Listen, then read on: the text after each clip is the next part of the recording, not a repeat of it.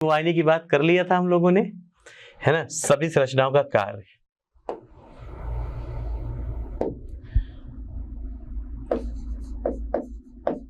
मादा जननांग संरचनाओं का कार्य, सबका क्या काम है ये चीज। सबसे पहले अंडाशय, अंडाशय का काम हम पढ़ चुके हैं, है ना। अंडाशय का काम क्या है? यहीं पे मादा युग्मक का निर्माण होगा और यहीं से मादा लैंगिक हार्मोन का स्रावण होगा। फिर भी लिख लेता हूं, कोई बात नहीं।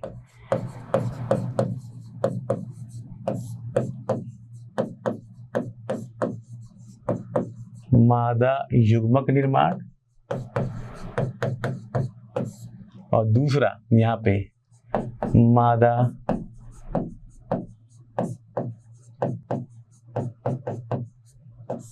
जनन हार्मोन का स्रावण, युग्मक का निर्माण और जनन हार्मोन का स्रावण। दूसरा सुनना,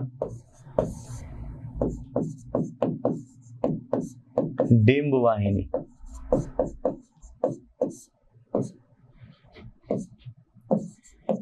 पेरिटोनियम से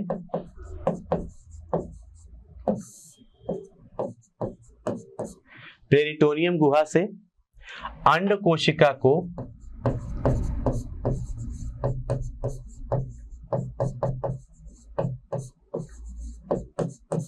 पेरिटोनियम गुहा से अंड कोशिका को गर्भाशय तक पहुंचाना।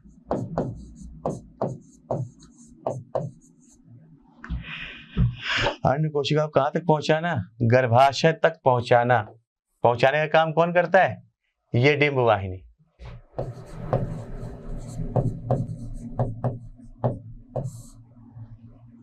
गर्भाशय तक पहुंचाना।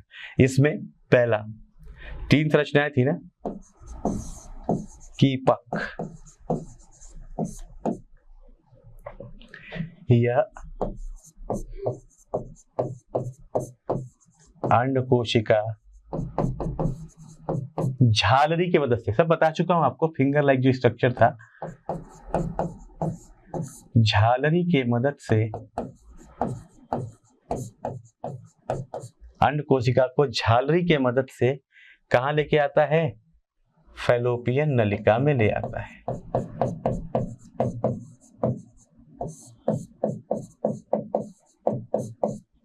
फैलोपियन या डिंब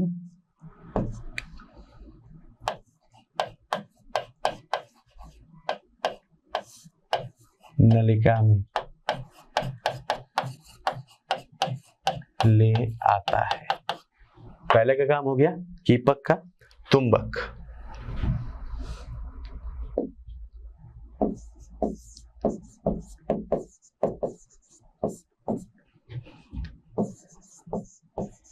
कीपक के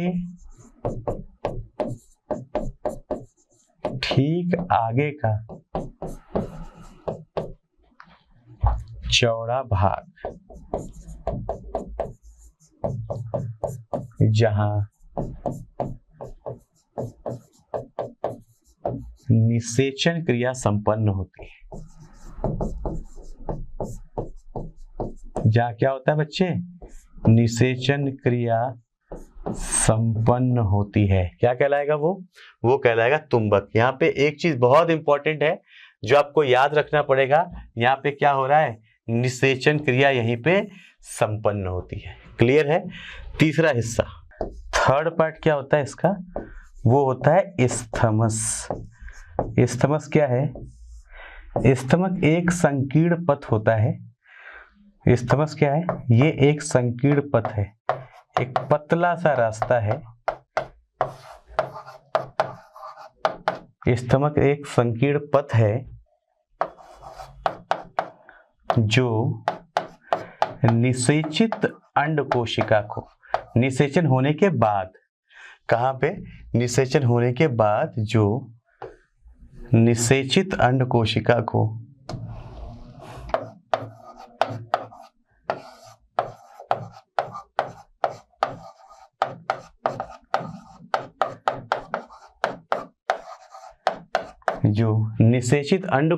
को गर्भाशय तक ले जाता है।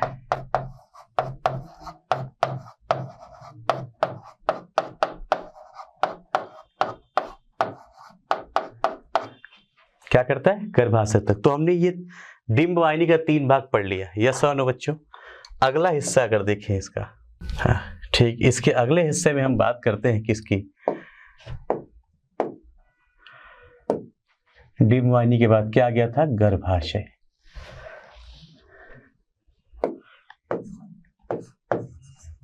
गर्भाशय, गर्भाशय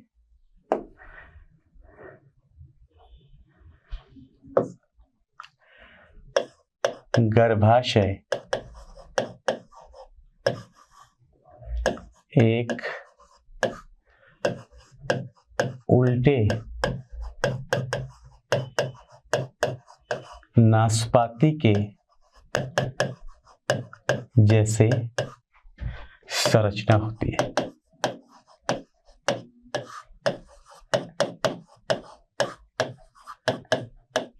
क्या होती है, एक उल्टे नाशपाती की जैसे संरचना होती है, और यहाँ पर निषेचित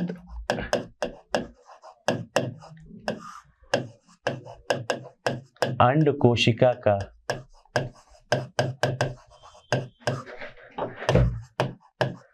अंतरोपण, अंड कोशिका का अंतरोपण व भ्रूणीय विकास होता है।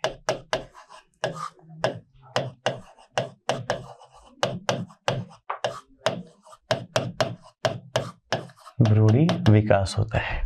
गर्भाशय में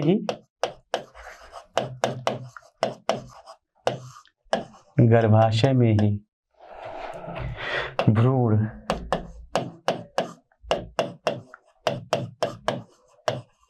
शिशु में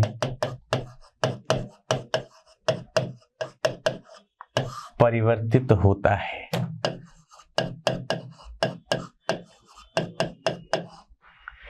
क्या होता है, परिवर्तित होता है, इसलिए इसे बच्चेदानी भी कहते हैं। इसलिए इसे बच्चेदानी भी कहा जाता है। क्या कहते हैं भैया इसको, बच्चेदानी, इसे बच्चेदानी भी कहा जाता है।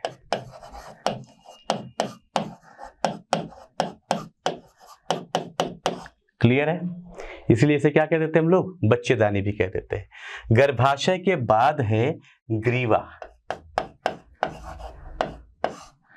है ना, ग्रीवा, गर्भाशय ग्रीवा।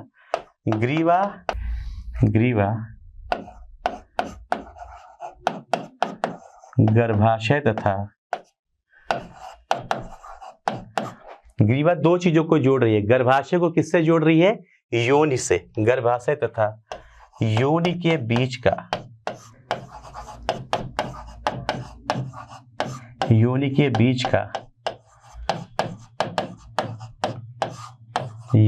बीच का हिस्सा है जहां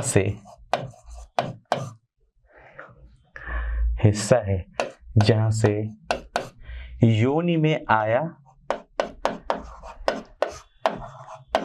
योनि में विमोचित, जहां पर क्या होता है, योनि में विमोचित शुक्राणु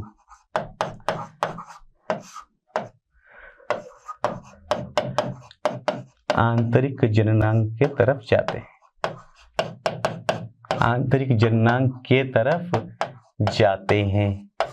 यहाँ पे ही जो विमोचित शुक्राणु हैं वो इसी ग्रीवा के रास्ते कहाँ पड़ते हैं, आगे की तरफ बढ़ते हैं, जननांग की तरफ जाते हैं।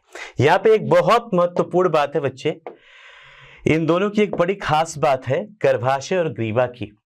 बच्चा कहाँ है, हमने पढ़ लिया, बच्चा कहाँ है, इसलिए बच्चेदानी बोल रहे हैं, इसीलिए इसे क्या बोल रहे हैं, बच्चेदानी। बच्चा कहाँ है, बच्चेदानी के अंदर।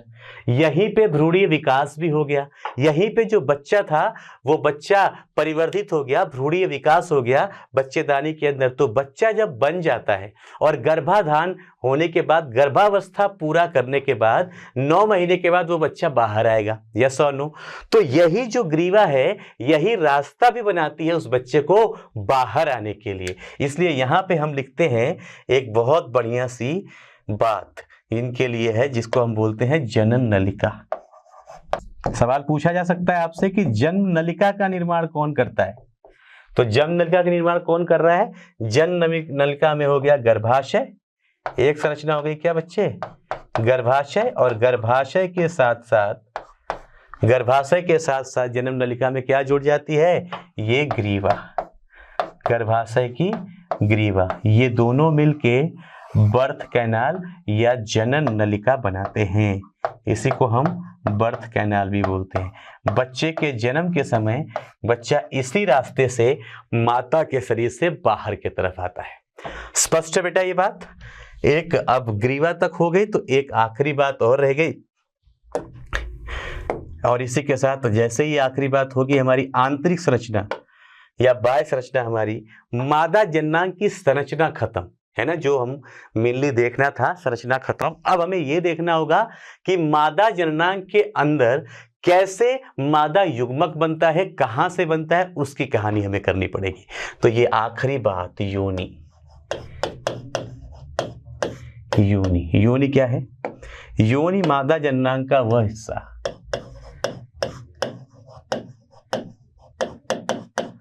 मादा जननांग का वह भाग,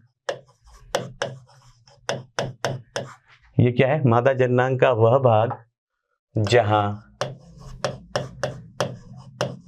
नर अपनी जननेंद्रिय से, जहां पे नर क्या करता है? अपनी जननेंद्रिय से शुक्राणु विमोचन करता है। शुक्राणु का विमोचन करता है, वो भाग जहां पे नर क्या कर रहा है? शुक्राणु का विमोचन करता है, वो क्या है? योनि। यहां सामान्यतया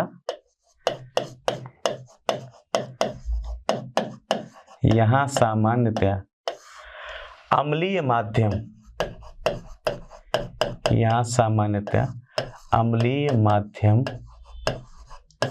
होता है। यहाँ पे सामान्यतः क्या होता है? अम्लीय माध्यम होता है। यहाँ पे एसिडिक एनवायरनमेंट होता है, यहाँ सामान्यतः अम्लीय माध्यम होता है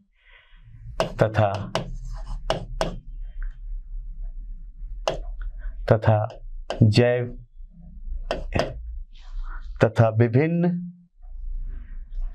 अम्लीय माध्यम होता है तथा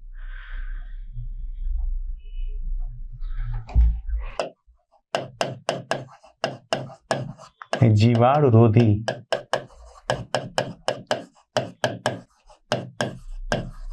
एंजाइम पाए जाते हैं।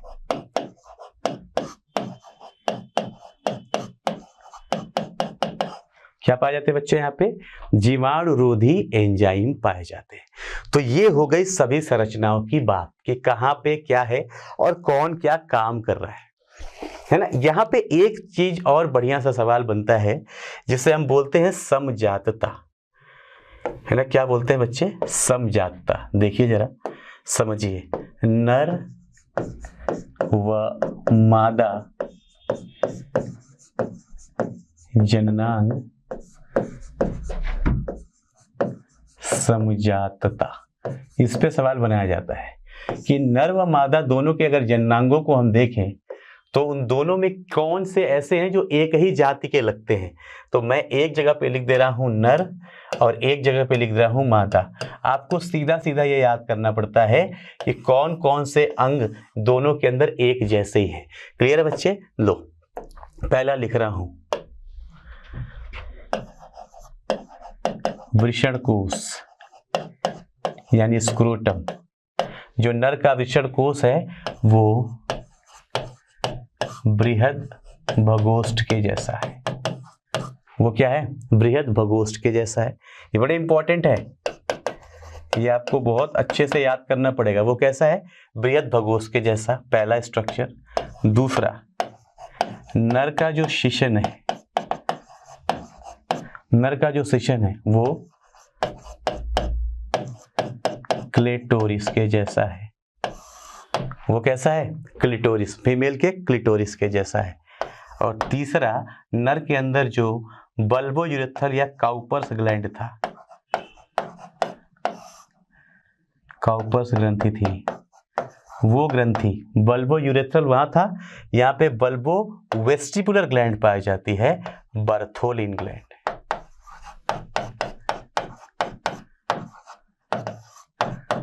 बर्थोलिन वो कैसी होगी? वो बर्थोलिन ग्रंथि के जैसी होती है। ये 3 चीज आप बहुत अच्छे से याद कर लेना। यहाँ पे आप चाहो तो मैं एक नाम और लिख देता हूं, बल्बो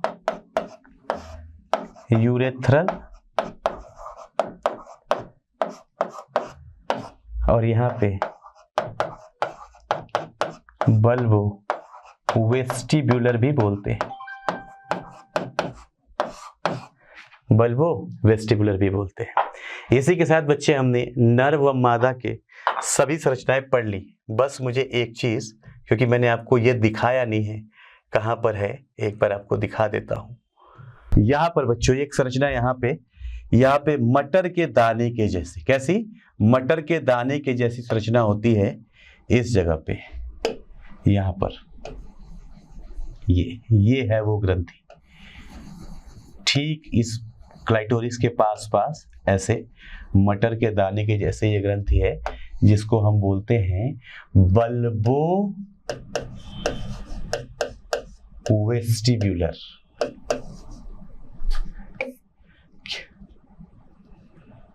बल्बो वेस्टिबुलर ग्रंथि, है ना। तो इसी के साथ हमारा पूरी संरचना मादा के जननांग की क्या होती है? खत्म होती है। इसके काम भी हम लोगों ने पढ़ लिए।